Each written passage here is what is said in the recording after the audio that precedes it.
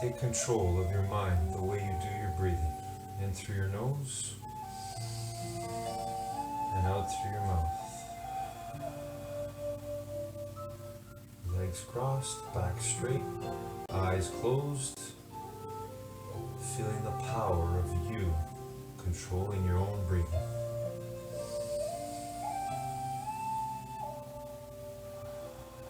The same way you control your mind.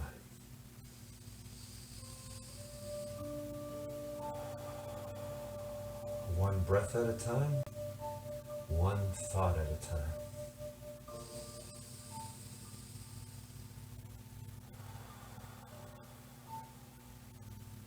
Good air and thoughts in, bad air and bad thoughts out. Now, let's see our vision today. Let's see ourselves doing the best we can on all the exercises and stretches we do here together today, right now.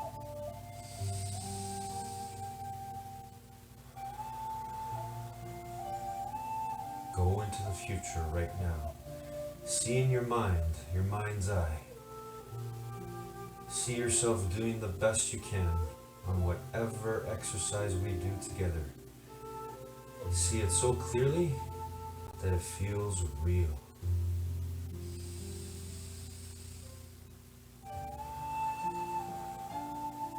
When that music shuts off, if you've already seen it in your mind and you believe that you can make it happen, you're gonna make it real. You're gonna win.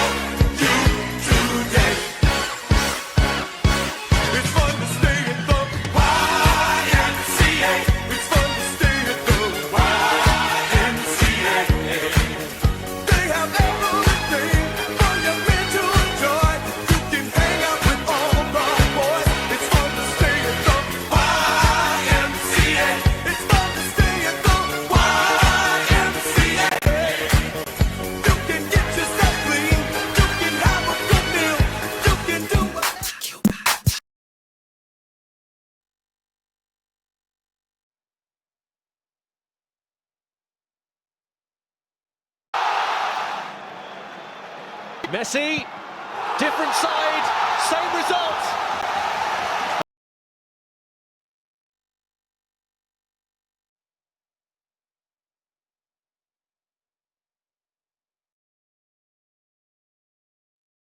Good morning, guys. 95 to 98% of us go through our lives in a state called drifting.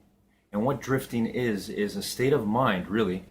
It can be a negative state of mind, or it can just be a state of mind where we're really not living our why. Why do we really do what we do?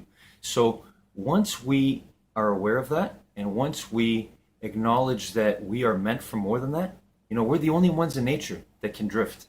Every other creature, every other part of nature has a definite purpose, a why for what it does. So human beings are the only ones. So it all goes back to, again, finding your one word, or finding what it is that is bigger than just you, that can drive you each and every single day to get up and do what you want to do. You got to ask yourself why.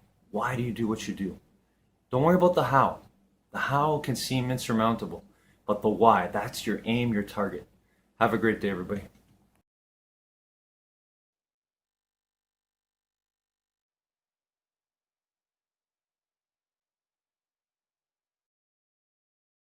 This is going to be one of those sessions where you go, got it.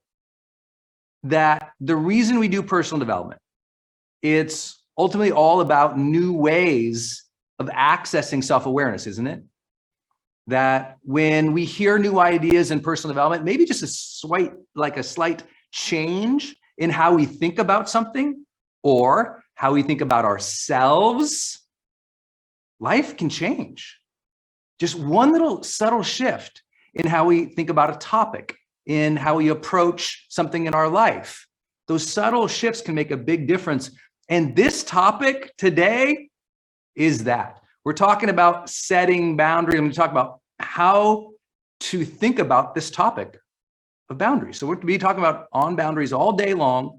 And I think you're going to be really amazed in the simple hour of how much you're going to cover and learn today in your own self-awareness in a way you probably haven't thought about boundaries before. Because what most people do when I say, the topic of setting boundaries, they immediately think of I need to set boundaries with my family. I need to set boundaries with this jerk in my life. I need to set boundaries with, by the way, we'll talk about those things, but I'm going to elevate the conversation for you. If you'll forgive me, go a little more advanced on this topic, because I think that's the power of Growth Day. It's not only just hearing the common sense things, but maybe hearing a little more advanced approach to these topics. And I think that is the promise of today. So thank you for being here. Let's do some personal development work. We're talking about boundaries today. And here's how I'm going to start with this. The most important boundaries you're ever going to set in your life are with yourself and what is acceptable with who you are, what is acceptable in how you conduct yourself.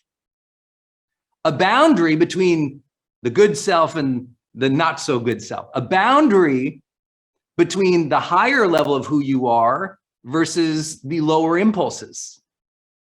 A boundary in your own sense of what is right and wrong and what you allow yourself. In other words, we're going to go into the conversation of standards that we allow in ourselves and in our lives. And I think when you think about a boundary, not just something between you and another person, but in your own mindset about what is allowed or not allowed, I think this could be a game-changing conversation today. And I'm gonna jump right into it because I don't want to speak conceptually for you here. So let me talk about some important boundaries in your life. I'll talk about 3 huge internal boundaries. Then we'll talk about the standards that we allow in our life that may be really hurting us or accelerating us. First one, I think you guys are gonna love this. So you can grab a screen grab. I wish I was prettier with my fancy camera, but here we go. I think you're gonna like this one. The boundary of the fake self versus the real self. Take that screen grab. You got to get this. See, this boundary and what you allow here and how you conduct yourself here, it matters, doesn't it? When I talk about setting boundaries, very few people ever think about this one. Because when we talk about setting boundaries, we often feel victim to something. We feel like, oh, well, someone's encroaching on my boundaries. We'll talk about that. But this is the one that causes the real damage.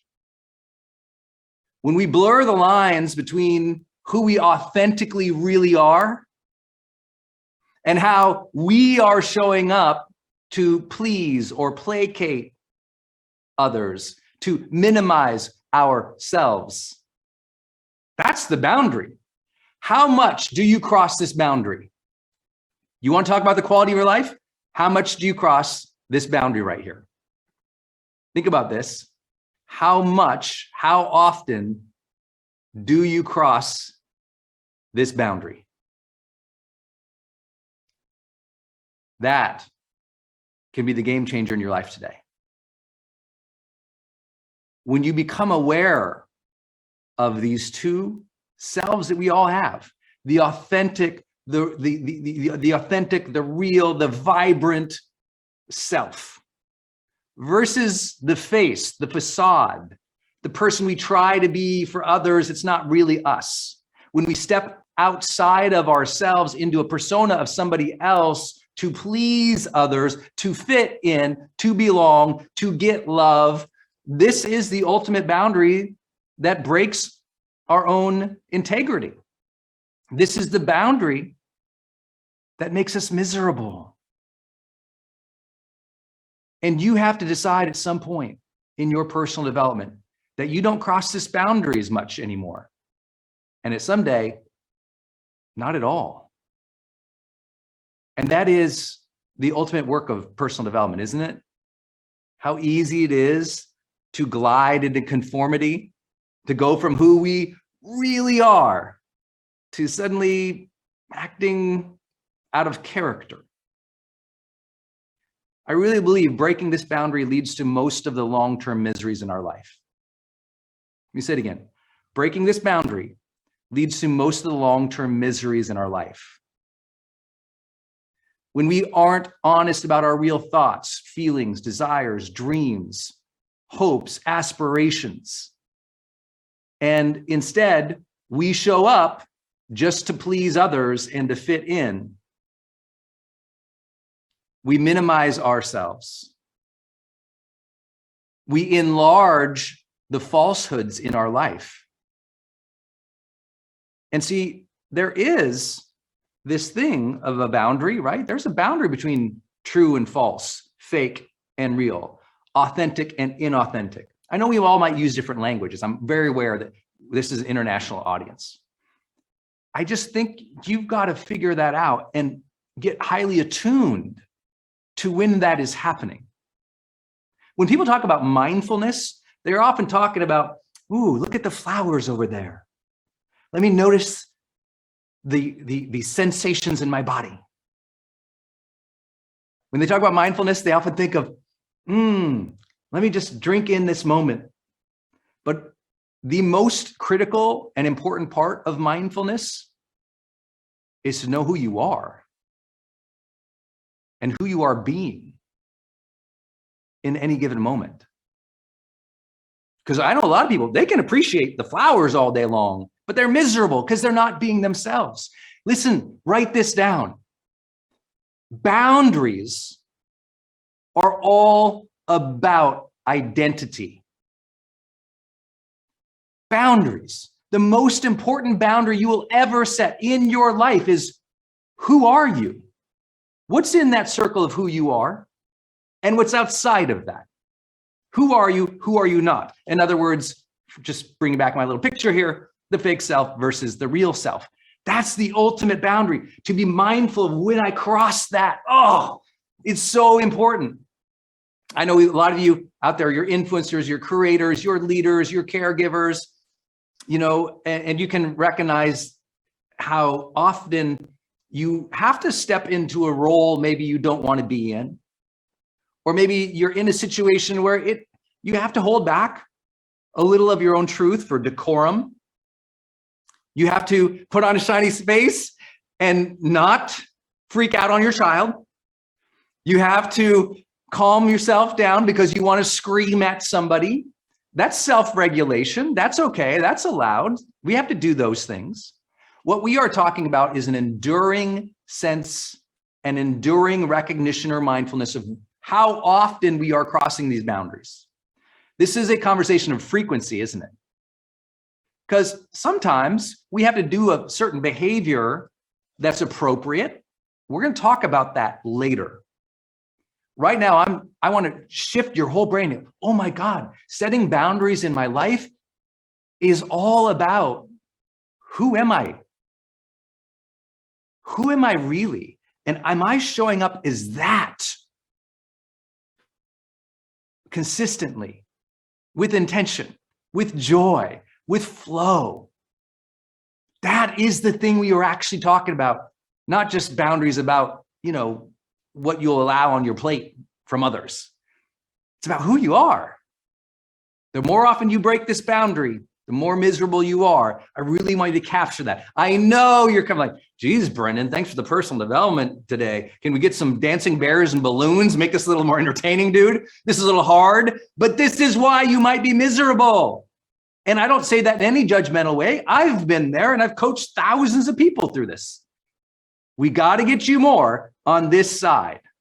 We've got to be aware when we break a boundary, who we are not. Very key. You want to change your life, you also become vitally aware of this other internal boundary. And this is this one. Your old self versus your new self. You got to know what happens is you have these patterns or these habits, these ways of thinking that were shaped by others. You have this old identity and you have the new you, who you are today as a conscious, intentional, living adult, right? This is when you drop into your childhood fears and concerns. And this is when you are in the moment as an authentic, conscious adult, right? I know not everyone loves this language, but I think it's important. And I've had to say this, listen, just for context, I know so many people are new into Growth Day here, but I've been coaching people one-on-one for 16 years of my life, 16 years. I've worked with people from all walks of life, 100 plus countries. I've had the blessing of so many millions of people going through our programs and getting immediate feedback, but also I do this one-on-one with people for 16 years. And sometimes as a high performance coach, I have to push a little bit. I would say I'm paid to push.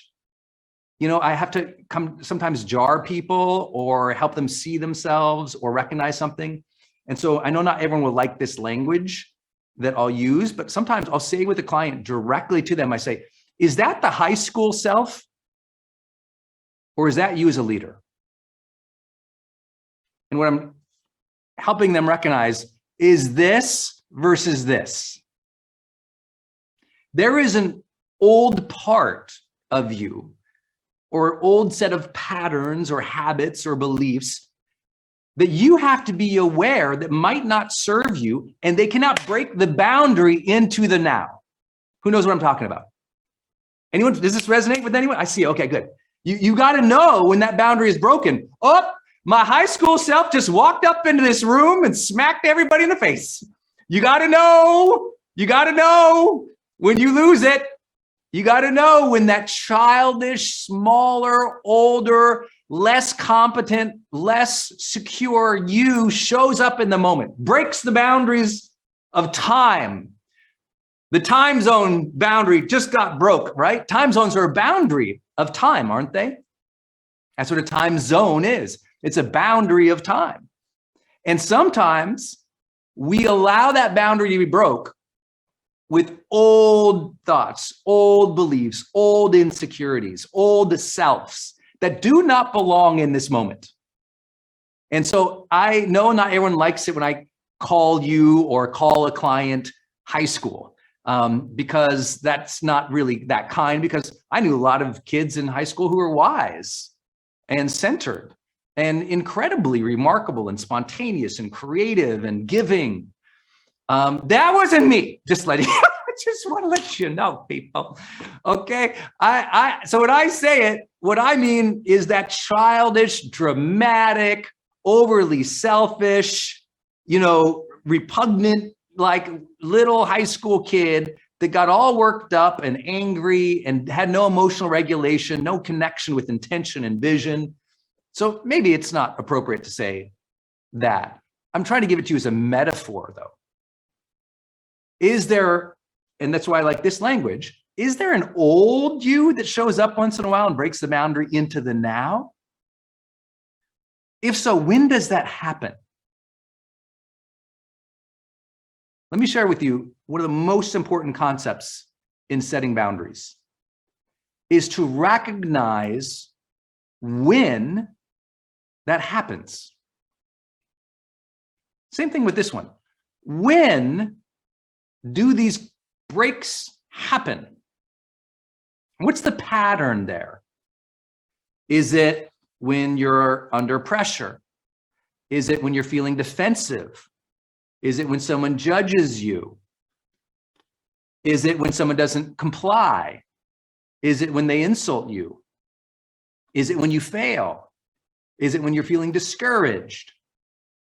Right? We all know this. It happens in our lives, right? Imagine the truth of how many of you ever been on a diet or a new health program and you're like, I'm building a new self. I'm going to get pretty. I'm going to get, in better shape. I'm going to do all these things. And then you have a bad day and you're 3 seasons into some Netflix show and you've murdered like 17 bags of chips and popcorn and 2 bottles of wine. You're like, oh my God. Well, something happened to make you break that boundary of the new self and the old self, isn't it? An old pattern of conditioning came back in and you went to a creature comfort versus a higher intention.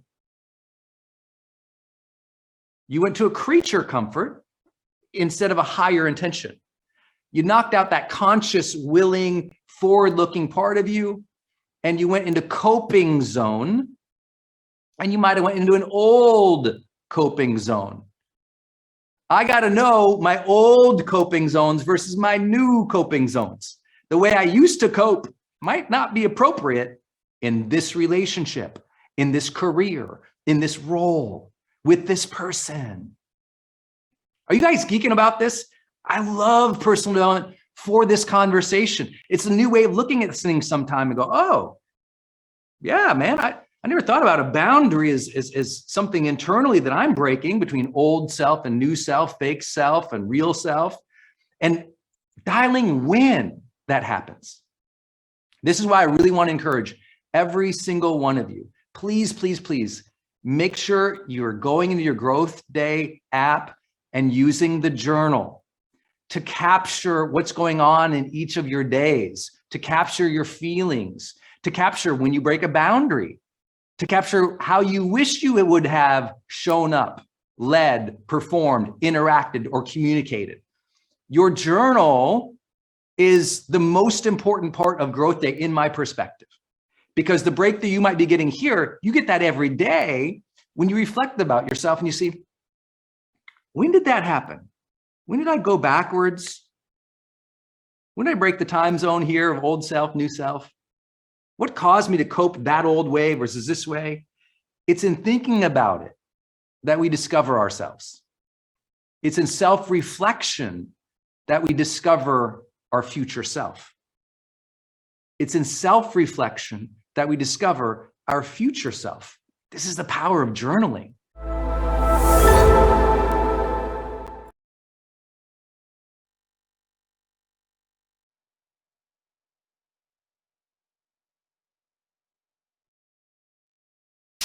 New style, down, do your dance, do your we got dance. A brand new dance. Down, do your dance, do your dance. Down, do your dance, down, do your dance, do your dance. They say I'm a rapper, and I say no. They say what you doing, trying to do somebody cold. I just let the music come from my soul, so all of my people can stay on the floor. They got a brand new dance. You gotta move your muscle. A brand new dance. It's called a Cupid Shuffle. It don't matter if you're young or you're old. Here we go. We gon' show you how it goes. To the right, to the right, to the right, to the right, to the left, to the left, to the left, to the left. Yeah, yourself. Now walk it by yourself. Down, down, do your dance, do your dance. Come on, down, do your dance, do your dance. Let me see you do the Cupid. Down, do your dance, do your dance. Down, down, do your dance, do your dance. Down, down, do your dance, do your dance. Let me see you do the Cupid. Do the shuffle, baby.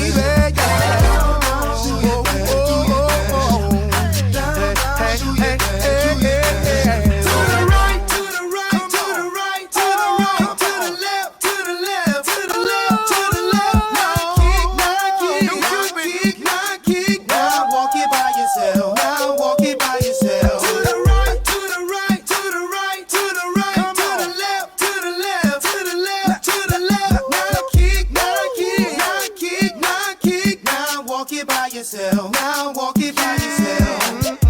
Now you see what I'm talking about. I represent for the dirty South, where we're known for swinging out. King of swing out, baby. I'm gonna show you what I'm talking about. Down, down, do your dance, do your dance. Down, down, do your dance, do your dance. Let me see you do the Cupid shuffle, the Cupid Cupid shuffle, the Cupid shuffle, the Cupid Cupid shuffle. Down, down, do your dance, do your dance.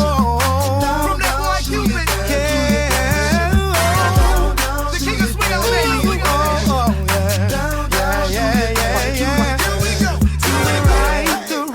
The right, the left, the left. Now kick, now come on, baby, kick. Now walk it by yourself, walk it by yourself. To the right, to the right, to the right, the right, the right. The left, to the left, to the left, the left, the left. Now kick, now kick, The takeover, now baby. kick, now kick. Now walk it by yourself, walk it by Here we yourself, go. and do the Cupid shuffle. Now let me see you do the Cupid shuffle. Now let me see you do the. It's your boy Cupid, see you feet are out of D. Mr. Fat on the track, got another Here kid we in go. D. Hey. Down, down, do your dance, do your dance. Come on. Down, down, do your dance, do your dance. Let me see you Do your dance, do your dance. do your dance. Down, do your dance, do your dance. Down, down, do your dance, do your We got a brand new dance. We got a brand new sound. We got a brand new feel. down, do your dance, do your We got a brand new style, y'all.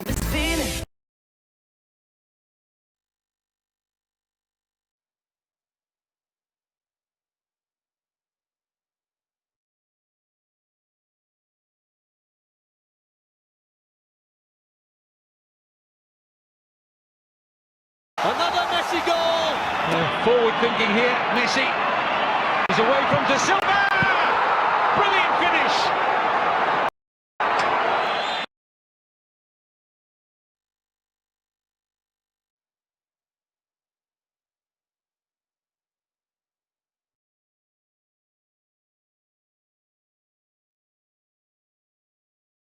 Good morning, guys. Top 10 rules for success today. Warren Buffett is summarizing his top 10 rules, and I want to share with you his rule number 4, which is simply read, read, read. This is the greatest investor in the world, and I would argue one of the greatest human beings in the world, a philanthropist, a guy with a great philosophy, and he's saying he reads 5 to 6 hours a day minimum in total of all the things that he reads. He's a voracious reader. Now, some of you might be thinking, I don't even want to read one book. You know, I've heard that from many of my friends. My friends, sometimes, I'll talk to them, I'm telling them I'm writing a book, and they're like, you know what, Nick, I don't read books, but I'll read yours. And, it makes me laugh, and it's kind of flattering, but it's sad for me because I think you have the ability to do it. And when you start doing it, you get into the minds of great people like yourself, like all of us, and we start to think differently and expand our mind. So read, read, read. Have a great day, everybody.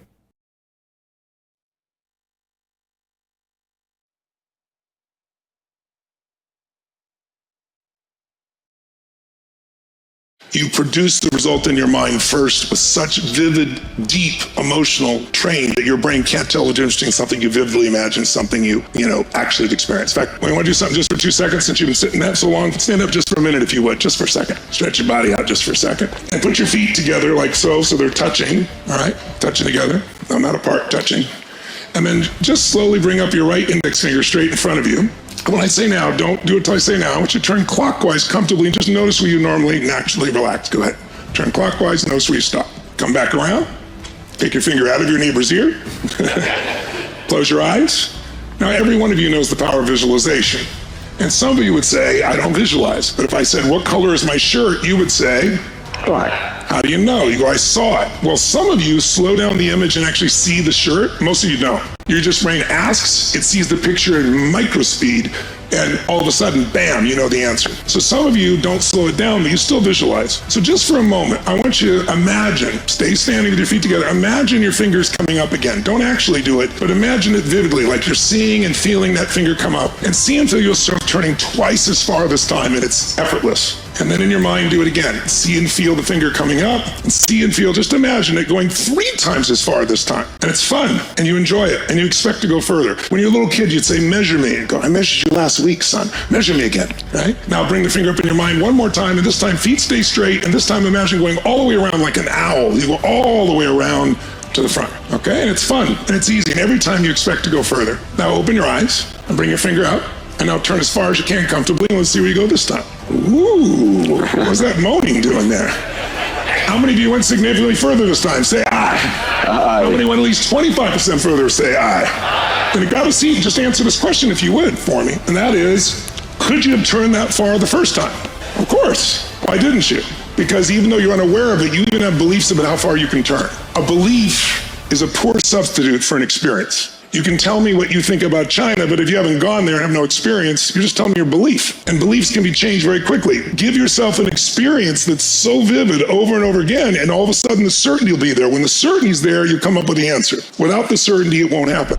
Hey, it's Evan Carmichael, and I watch these videos every day because I need them for motivation. Being around successful entrepreneurs every morning helps me believe that I can do great things too. It's like your morning coffee, but for your goals, kickstarting your day with a blast of positivity. So here is a challenge for you. Try watching one video every morning for the next 30 days. And let's find out together if they help you do great things too. If you're in, leave a hashtag BELIEVE in the comments below so I can celebrate with you. So today, let's learn the fastest way to manifest things into your life. Believe. Rule number 2 is live in fullness with Eckhart Tolle. The power to manifest is in experiencing the fullness of the present moment, the undifferentiated fullness, what Jesus called life in its fullness in one of the translations. I want you to have life in its fullness, he said. And that is not stuff. He's not referring to things. Life in its fullness is an inner state of being. It is to experience, to know, to realize the beingness within you, the I am, which is consciousness itself. That is life. That is the fullness of life in the words of Jesus. The fullness of life is to realize that, so that once you realize that, and it is consciousness, you know yourself as consciousness. Once you know that, then no future moment can possibly be better. Anything that can happen in the future is an adding on to. So if you bring together, if you have a vision in your mind of what it is you want to achieve or create or manifest, and you bring this vision into this sense of still fullness that you sense now, and you bring that together, that is the most powerful creative tool. The way that it's usually expressed, Jesus expressed it too. He said, when you pray for something, believe that you already have it. But I think he probably used actually slightly different words, but that's how it was written down. He's probably said, feel that you already have it. whatever it is that you want to have, that you think is going to be, you need to feel already the feeling that you. Now, how do you do that? By feeling that which is beyond the world of phenomena, out of which everything arises, which is consciousness. So when you know yourself as consciousness, that's already the fulfillment. Also, to make sure you're actually taking action after watching this video, I've designed a special free worksheet just for this video. The worksheet will highlight our favorite lessons from the video that will inspire you to remember what you learned today and actually apply them. The worksheet will also give you space to write down what your key takeaways are and your specific plan of action to make sure you're getting results. If you want the worksheet designed specifically for this video, absolutely for free, there's a link in the description below. Go click on it and start building the momentum in your life and your business. I'll see you there.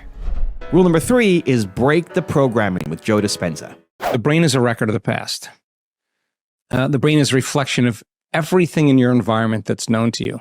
It's an artifact. It's a repository of everything you've learned and experienced in your life. It's a memory bank. And so people wake up in the morning and every person, every object, everything, every place, every experience that they've had in their life is mapped neurologically in their brain. So they wake up in the morning and the first thing they do is they think about those problems. And those problems are memories that are really tattooed in the recesses of their gray matter. And the moment they start remembering the problem, they start remembering the past, they're thinking in the past. Every one of those experiences or problems has an emotion associated to them. So the moment they think of the past and they start feeling unhappy or anxious, now their body's in the past. Thoughts are the language of the brain, feelings are the language of the body.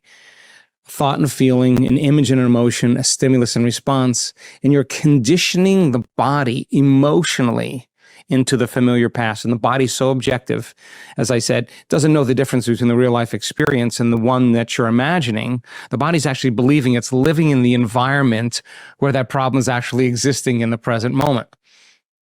So that becomes the familiar past, and we call that the known. Then people get up and then they rush through a series of automatic routine behaviors. They're on automatic pilot because they do the same thing today as they did yesterday. And a habit is a redundant set of automatic, unconscious thoughts, behaviors, and emotions that's acquired through repetition. So now the person is in the habituation, a program, and their body's dragging them into the same predictable future based on what they did in their past. In other words, we could take up their yesterday and set it on their tomorrow, and there's going to be a lot of predictability. So if you can predict something, then that's the known too. So the familiar past is the known, the predictable future is the known. There's only one place left where the unknown exists, and that's the sweet spot of the generous present moment. And so we teach people how to master the moment, how to master their attention. And where you place your attention is where you place your energy. And paying attention is being present. And you know when someone's paying attention to you because they're present with you. And you know when they're present with you because they're paying attention to you. Well, it's the exact same thing. So you're sitting with your eyes closed and you start thinking, how long is this going to go? I got a lot of things to do. Oh God, I got to think about that place I got to go to and meet that person. I got another meeting over there. And now your brain is actually defaulting and going to that predictable future. We discovered that you're not a bad meditator actually at all. This is actually how you do meditate. You become conscious that you've gone unconscious in your predictable future and you return your attention back to the present moment. That's a victory. Okay, so then your body says, hey, it's been about an hour. You usually get pretty judgmental around this time. You get in traffic, you get really angry, and you're sitting in a meditation, and all of a sudden you start feeling aroused and impatient and frustrated. And most people think, oh, well, that means I can't meditate. Well, actually, your body's used to being stimulated from something outside of itself. You settle the body back down into the present moment, and you tell it it's no longer the mind, you're the mind. Do this enough times and train the body to be in the present moment, to be in the unknown. There'll come a moment where the body is no longer the mind. The servant's no longer the master, you're the mind. And when that occurs, there's this tremendous liberation of energy that takes place in the body. The body's going from particle to wave. It's going from matter to energy. The body's being freed from the chains of the past or the predictable future. And we discover energy actually kind of moves right into a person's heart. And they start feeling really grateful to be in the present moment instead of being in the unknown and trying to predict the next moment. So it's a practice. And if you practice it on a regular basis, we discovered you can get really good at being in the unknown and going against thousands of years of programming that says the unknown is a dangerous and a scary place. There's better chances of survival if you run from the unknown than you embrace it. So you put the person that keep relaxing into the unknown, and sooner or later they realize nothing bad is happening in the unknown, and they just start relaxing and expanding. And there's just a host of biological changes that begin to take place. So I think you can make that a skill or a habit. Rule number 4 is master your mind with Bruce Lipton. Your thoughts are going out into the field. They're broadcasting energy. And the energy of your thoughts entangles with the energy of the world around you, and in a major sense determines and shapes the painting that you just mentioned of ourselves, of who we are. And when people awake to this, that's when they come, I can't remember the name of that other population that you just mentioned. But the moment you're awake, all of a sudden it's, well, wait a minute, I can change the program. I go, that's the game. That's the winner. And you go, program? So let me just introduce this because it's profoundly important. The brain is a computer. It's not like a computer. It is the most fabulous computer on planet Earth is the human brain. And I go, so what? I go, but it functions in the same way that the laptop or desktop computer that you have works in the same way. And I go, what is it? I say, well, let's go back. In the old days, you buy a computer and you take it home and you plug it in and you start it and the screen boots up. And I say, okay, you got a brand new computer. Let's do something. And you go, well, I can't. I said, what do you mean you got a brand new computer? He said, first, I have to put programs in the computer. Then I can access the computer. I go, this is exactly true for the human brain. I go, what? It's in the last trimester of pregnancy. 3 months before you're born, the screen lights up. Boom. You're on. Yeah, but you got no programs. I go, well, where do you get the programs from? You read the environment. You watch the environment. And especially right after birth, the most important thing is this. A child's brain for 7 years is in a state of hypnosis. I go, why? Because, let me ask a question. How many rules does it take to be a functional member of a family? How many rules does it take to be a functional member of that community? I go, thousands of rules. I say, you're going to take an infant, put him in school, give him a book and say, read these rules so you can be a member of a family? It's like, infant can't do that. Nature created the first 7 years of that child's life in a state of brain function called theta, which is hypnosis. I go, what's the point? Well, how do you learn the rules? You watch. You watch your parents and you download their behavior. You watch your siblings, you download their behavior. You watch the community and download their behavior. So I say, what's in your subconscious mind? Programs. Yeah. Where'd you get them from? Watching other people. So I said, do those programs support your wishes and desires? And I go, rarely do they do that, but your programs, you needed to get it into the computer. By age 7, you've downloaded the functional programs of how to, be a citizen here. Okay. And then what? Then you become conscious at age 7. And that's when you can type on the keyboard and put your information into the computer. And all of a sudden I said, well, that's because you are a creator. Your thoughts are going to put the information in and your brain is going to use the computation of that to manifest a life that matches the thought. And I go, whoa, oh my God. I say, so I'm a creator. I go, yes, you are. But now, okay, the monkey wrench, let me just add this, Aubrey, because this really feeds into everything you talk about. The monkey wrench is this. The conscious mind is the latest evolution of the brain, right behind your forehead. It's the one connected to your personal identity, your spirituality. No two people share that. That's the one with the self receptors, okay? The subconscious mind, the bigger part of the brain, was there before consciousness. Subconscious, meaning below consciousness. It operates without you even seeing it. It's like the computer doing stuff in the background where you're working on something, it's doing something in the background. The subconscious is not creative. The conscious is creative. The subconscious is habitual, programmed. And that program runs. I said, when does it run? And I say, well, there's background stuff. Look at your body temperature is maintaining itself. Your physiology is running. Your kidneys are going. You don't have to sit here and think about that. But it also controls behavior. I say, so wait a minute. When does it control behavior? This, finally, Lipton gets to the point. This is the point. The conscious mind, which is creative, has the wishes and desires. You ask anybody, what do you want? The answer comes from the creative conscious mind. Okay? The conscious mind can do two things, and this is where the problem, boom, the whole problem of the planet right now. I say, what is it? The conscious mind can look out the eyes, like imagine your body is a vehicle and you're looking out the windshield, and the conscious mind is driving, and the conscious mind is taking you to where? Wherever you want to go. It's wishes and desires. I go, great.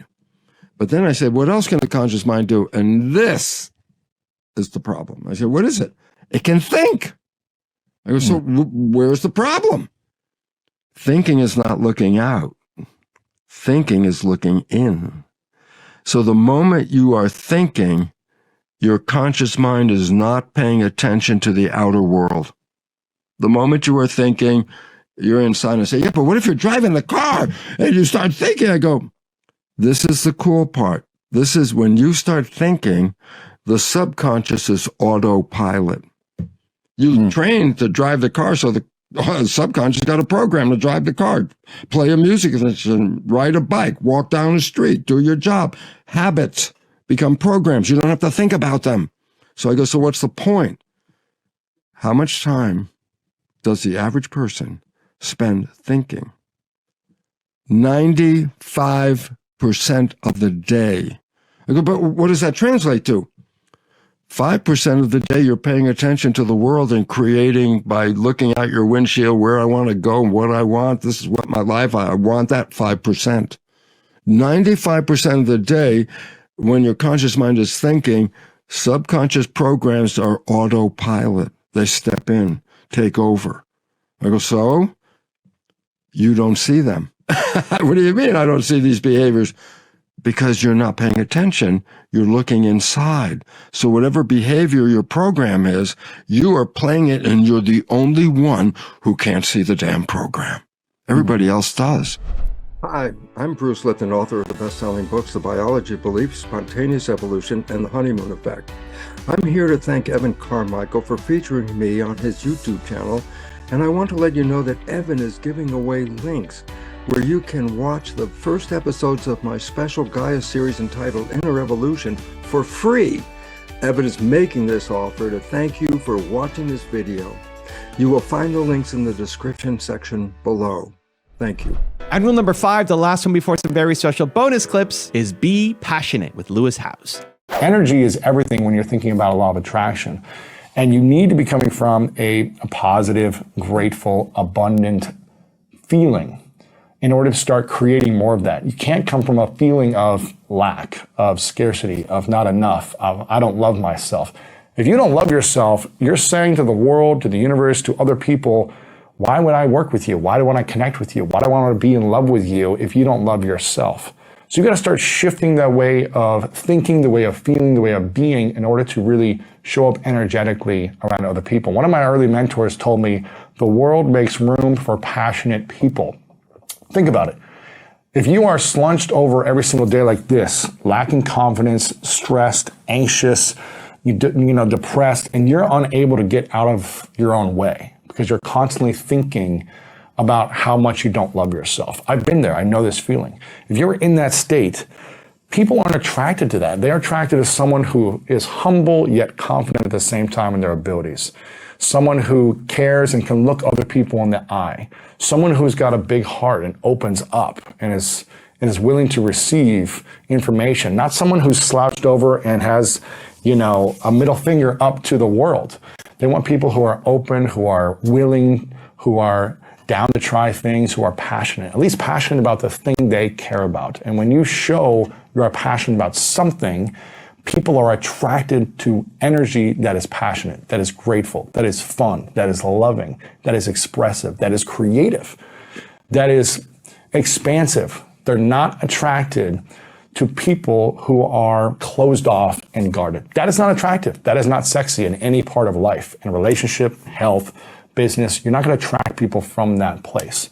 So we're working to reprogram your mind and break the patterns that have been leading your life, because I've been there in so many different areas of my life for many different years that have held me back. And some I've been confident in certain areas, and others I've lacked confidence.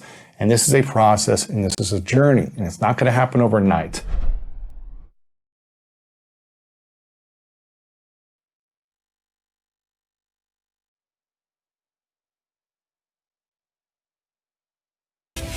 Inside my bones, it goes electric wavy when I turn it on. Off from my city, off from my home. We're flying up, no ceiling when we in our zone.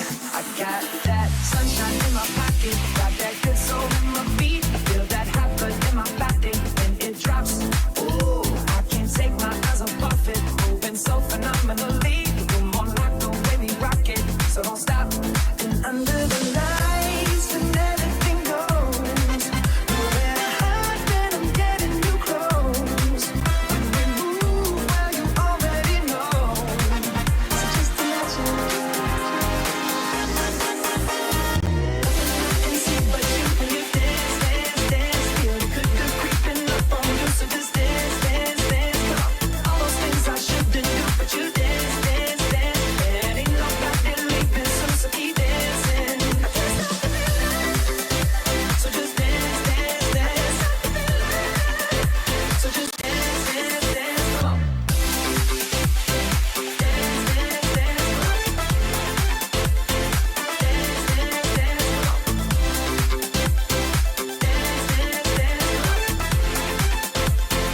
Dance, dance, dance. Ooh, it's something magical. It's in the air, it's in my blood, it's rushing on. I don't need no reason, don't need control. I fly so high, no ceiling when I'm in my zone. Cause I got that sunshine in my pocket, got that good soul in my feet. I feel that hot blood in my body when it drops. Ooh, I can't take my eyes off it, moving so phenomenally. You're more like the way we rock it, so don't stop, stop, stop. Under the lights and everything goes. Nowhere to hide when I'm getting you close. When we move, well, you already know. So just imagine. Nothing I can see but you when you dance, dance, dance. Feel the good creeping up on you. So just dance, dance, dance. Come on. All those things I shouldn't do, but you dance, dance, dance. And ain't nobody leaving soon, so keep dancing. So just dance, dance, dance. So just dance, dance, dance. Come on.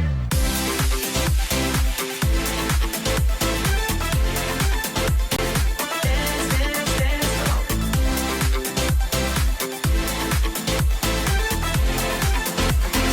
Dance, dance, dance. I can see but you when you dance, dance, dance. Feel the good up on you, so just dance, dance, dance. All those things I shouldn't do, but you dance, dance, dance. Ain't nobody leaving soon, so keep dancing, dance. Come on.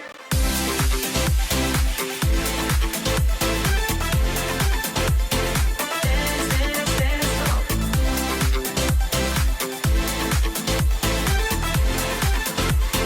Dance, dance, dance.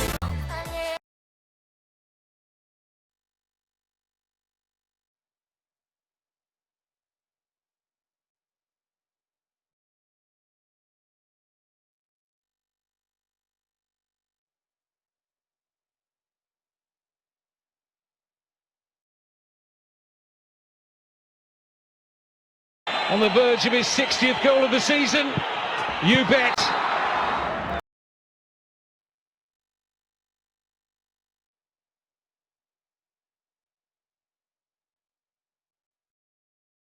Good morning, guys. Today, living, laughing, and loving our way to infinite mind health.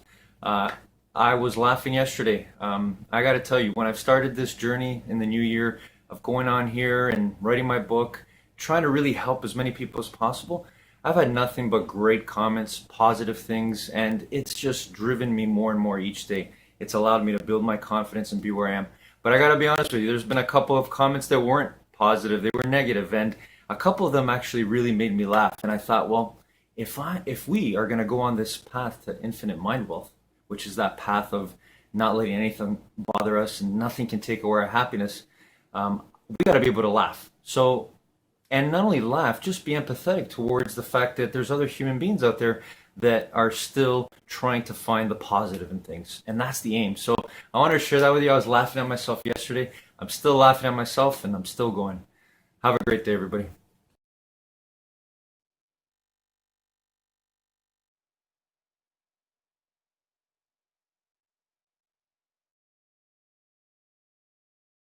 If we don't have a sense of purpose, then you're doing the thing you're doing just for the sake of doing it. I'm making money just for the sake of money. I'm turning this wrench just for the sake of turning this wrench. And when we do things that contribute to something else, contribute to something bigger, it gives our lives and our work meaning. And when we have a sense of meaning, when we have a sense of purpose, it does many, many things to us. It builds our self-confidence. It makes us better decision makers. It makes us better in relationships. And at the end of the day, it makes us enjoy our lives and find fulfillment in our work. And I think so often, a lot of people don't think about it this way. They don't think about what's the purpose of all of this. We usually default to, I got to pay my bills. That's a function because I was told to do it, because everybody has to work, or because I want to make this company the biggest or the best. To what end? To what value? And so to truly understand purpose, I think, like I said, it sort of just has positive effects all over the place.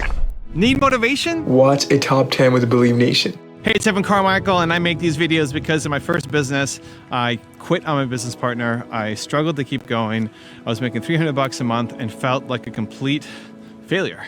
And the thing that saved me, that pulled me up, was studying the stories of famous entrepreneurs. I got the motivation from them. I also got the strategies of what to do next so that I can go off and achieve my dreams. And quite honestly, I still need the stories today myself to continue my motivation to take it to the next level. So today, let's learn from one of the best, Simon Sinek, and my take on his top 10 rules of success. Enjoy. Rule number 2, adopt an optimist mindset. What is that optimist mindset means? So I think there's a great misunderstanding of what optimism and what an optimist is. I think people think optimism and blind positivity are the same thing, and they're not. Blind positivity, everything's good, everything's fine, everything's good, which a lot of leaders think they have to do. They think they have to be positive all the time to keep their team motivated, inspired. And the reality is it actually backfires, because when we're going through stress, and we see our leader always positive, we think there's something wrong with us. It actually backfires. Optimism is different. Optimism is not naive. Optimism is very realistic. Optimism is the undying belief that the future is bright. And we can be in a dark tunnel and say, these are hard times. And I do not know how long we will be here. I do not know how far away that light is, but I know that if we work together, we will come out of this better than we went in. Optimism, again, is about the future, but it is absolutely accepting of difficulty and stress in the current day. Rule number 3 is focus on improvement. Talk about competition a little bit, because my God, we're hyper focused on beating people, on being right, on competition. I'm afraid of it. I need to work harder. Talk about that a little bit and how we can shift that culture.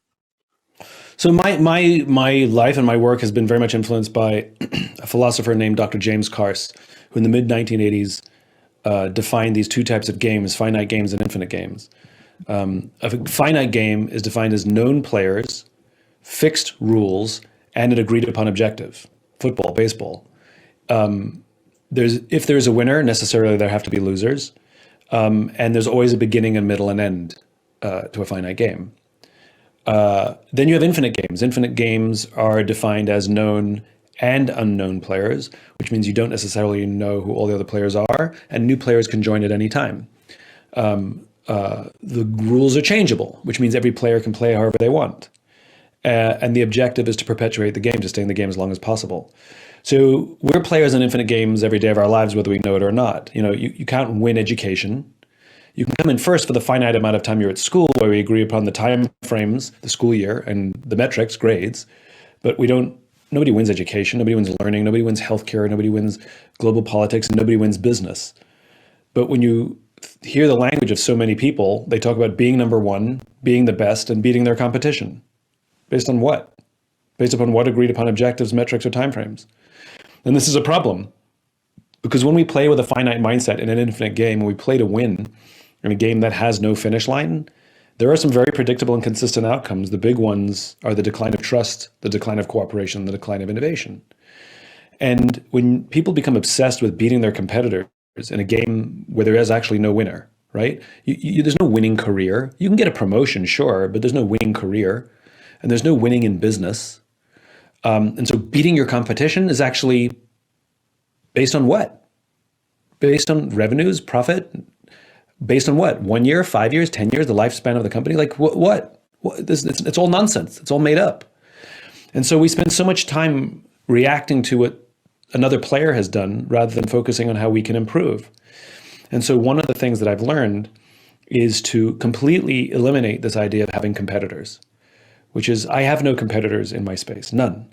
There are other players who do what I do. And some of those players do some of the things that I do better than me. And those players are my worthy rivals. And it is better to respect and study your worthy rivals because their strengths reveal to you your weaknesses. And if you can have your weaknesses revealed to you, that means you can work on your weaknesses. Because ultimately, as individuals or as organizations, we're in a state of constant improvement. That's all we're trying to do, is be better today than we were yesterday, be better tomorrow than we were today. That's all this game is, whether it's your life, your relationships, your business, whatever it is, it's a game of constant improvement. And so to obsess about beating your competition actually takes us away from constant improvement, because it might make us do something short term, or it might make us do something expedient because it gives us a short term leg up, or use cheaper ingredients, or trick somebody, or, because it can drive revenues. And all that does is weaken our own organization. That's all it does. That's all it does. And so I don't think of competitors at all. I think of worthy rivals. And by the way, worthy rivals can change. I get to pick who they are, and I get to pick the reasons that they're my worthy rivals. And I'm in a state of constant improvement thanks to them. And sometimes it's something small and sometimes it's something big. But I'm grateful to all those who do similar things to me, because it makes me a better player. Rule number 4 is build a trusting team. We have to have trusting teams. I was on a business trip in Las Vegas, and they put me up at the Four Seasons, beautiful hotel. And one of the reasons it's a beautiful hotel is not simply because of the fancy bed. Any hotel can buy a fancy bed. It's because of the people who work there. That when they say hello to you, you get the distinct sense that they wanted to say hello, not that they were told to say hello. We're highly attuned social animals. We can tell the difference. They happen to have a coffee bar in the lobby. And so one afternoon, I went to buy myself a cup of coffee, and the barista working that day was a young man named Noah. Noah was funny. He was engaging. I enjoyed buying a cup of coffee from him. I stood there for far too long buying a cup of coffee just because I enjoyed talking to Noah. So as is my nature, I asked Noah, "Do you like your job?" And without skipping a beat, Noah says to me, "I love my job." Now, in my line of business, that's significant. Like is rational. I like the people, I like the challenge, I get paid well, I like my job. Love is emotional. It demonstrates an emotional connection to whatever we're doing. Do you love your wife? I like her a lot. It's a different standard, right? Noah said, "I love my job." So immediately, I'm interested. So I follow up.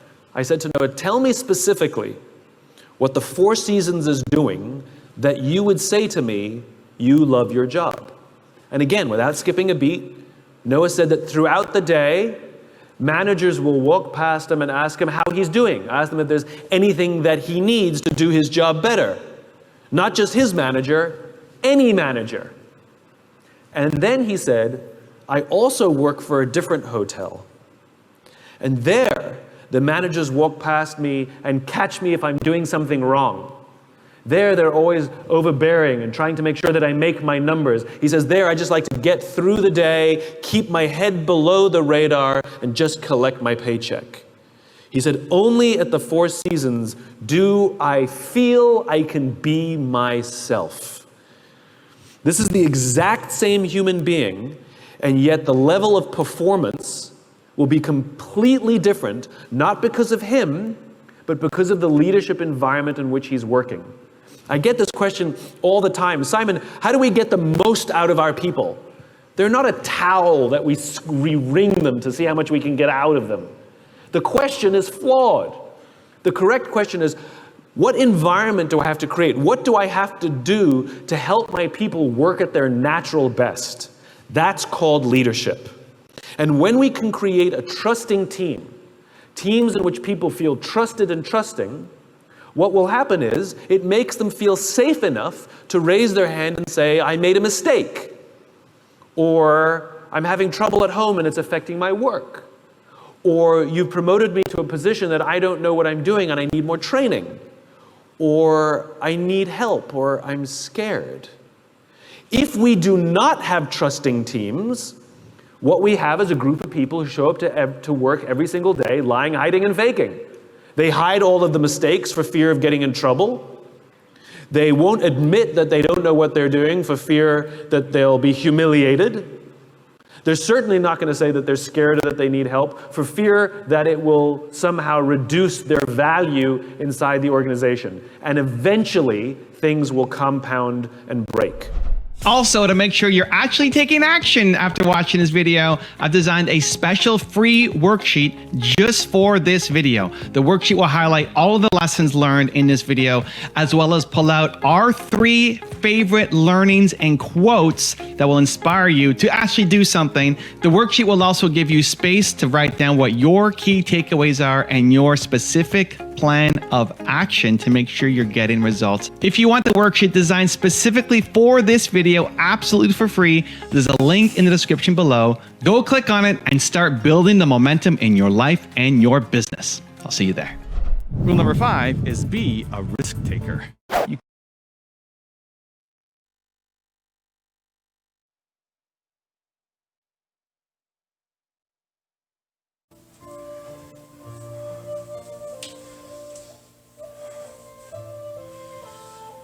And back to legs crossed, back straight, eyes closed.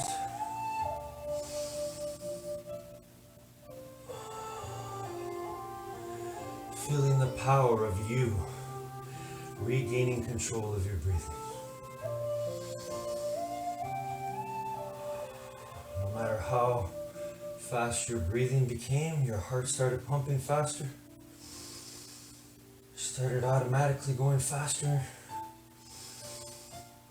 Right now, we get to take control of our breathing.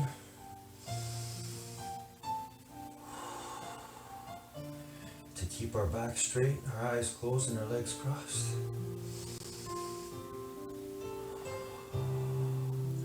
The same way, we get to take control of our thoughts, our mind, at any time, which will then control our bodies and our feelings directly.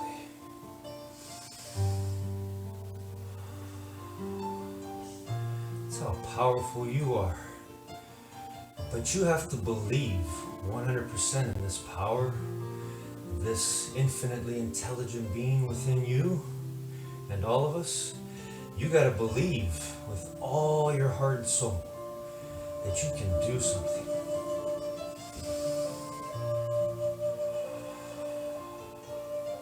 If you don't believe in yourself, nothing else or nobody else will. We're all looking to you. We're all looking to each other to find out the truth of what is already in us. We hold the key, each and every one of us. It all starts with our power to believe 100% in who we really are.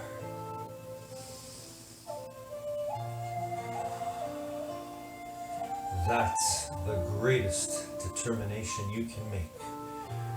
100% believing in you.